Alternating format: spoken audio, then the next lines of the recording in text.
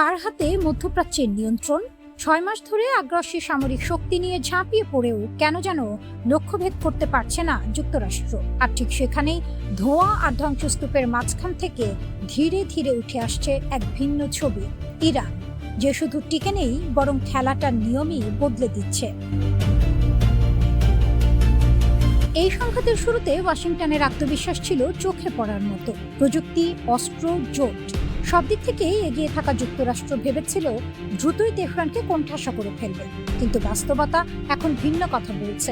সামরিক হামলা হয়েছে, ঘাঁটি টার্গেট হয়েছে, অবকাঠামো ক্ষতিগ্রস্ত হয়েছে, তবু ইরানের মূল কৌশল বা রাজনৈতিক অবস্থান এক চুলও নড়েনি, বরং প্রতিটি আঘাতের পর আরও হিসাবি হয়ে উঠেছে তেহরান।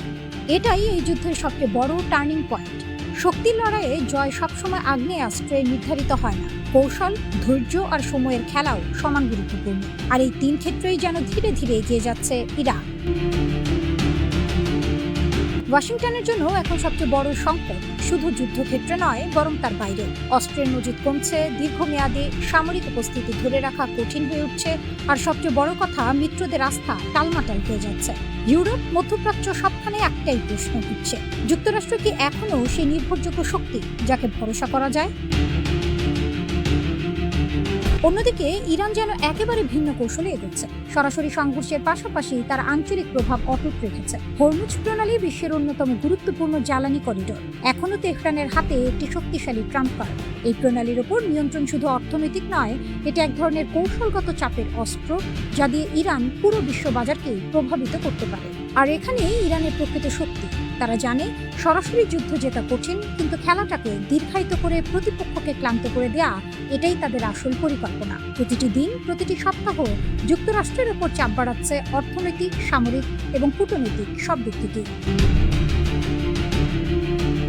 এই যুদ্ধ আর একা ইরান যুক্তরাষ্ট্রের মধ্যে সীমাবদ্ধ নেই, এটি এখন একটি বৈশ্বিক শক্তির লড়াইয়ে রূপ নিয়েছে। রাশিয়া ও চীন দূর থেকে পরিস্থিতি পর্যবেক্ষণ করছে এবং অনেক বিশ্লেষকের মতে তারা এই সংঘাতকে যুক্তরাষ্ট্রের সীমাবদ্ধতা প্রকাশের একটি সুযোগ হিসেবে দেখছে। যদি এই যুদ্ধ দীর্ঘায়িত হয়, তাহলে সেটি শুধু মধ্যপ্রাচ্য নয়, পুরো বৈশ্বিক শক্তির ভারসাম্য বদলে দিতে পারে। মিত্র দেশগুলোর অবস্থানে এখন আর আগের মতো সরল নয়। অনেক দেশই একদিকে যুক্তরাষ্ট্রের সঙ্গে সম্পর্ক বজায় রাখছে, আবার একই সঙ্গে ইরান, চীন কিংবা ইউরোপের সঙ্গে নতুন করে যোগাযোগ বাড়াচ্ছে, কারণ তারা বুঝতে পারছে একক শক্তির ওপর নির্ভরশীলতা এখন ঝুঁকিপূর্ণ। ইন্টারন্যাশনাল ক্রাইসিস গ্রুপের ইরান প্রকল্পের পরিচালক আলী ওয়াইজ বলেছেন, মধ্যপ্রাচ্যের কয়েকটি দেশ মনে করছে চলমান সংঘাত তাদের নিজস্ব নিরাপত্তাকেও প্রভাবিত করছে, তাই তারা বিকল্প কূটনৈতিক ভারসাম্য তৈরির পথ খুঁজছে। এই পরিবর্তনটা খুব সূক্ষ্ম কিন্তু অত্যন্ত গুরুত্বপূর্ণ।